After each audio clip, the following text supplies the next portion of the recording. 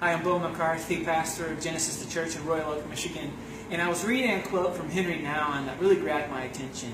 And he said, one of the most dangerous things to the spiritual life, the one that destroys the life that God's intended for us, is this.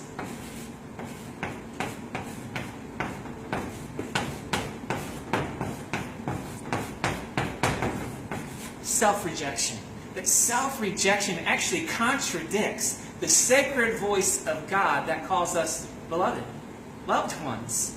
And so many are battling this, especially when we think about God in our lives, that we're rejected from God. We continue to sense this. It's one of the deadliest tricks of the enemy, of Satan, in order for us to be paralyzed and knocked out alive and crippled by feeling rejected by God and by others.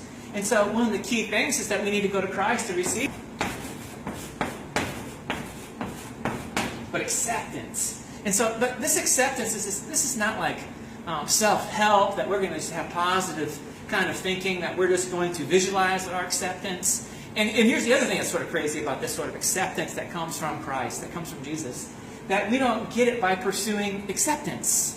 In the same way that the purpose of marriage is not to be loved, but the purpose of marriage is to learn how to love and to love. And so we actually find acceptance not by pursuing the acceptance from God, but we actually experience acceptance by pursuing God, by being with God Himself, by going to Him. And so my encouragement is, well, if you're sensing the battle, and that this word of self-rejection is one of the ones, the constants that's in your life, and acceptance is the one that feels really far, especially in the spiritual life, may you take 5 minutes, and may those deadly voices of lies be silenced, and maybe to lean in to hear the voice of the Father as you go to meet with Him. Just go and be with the Father and say, God, I want to know You.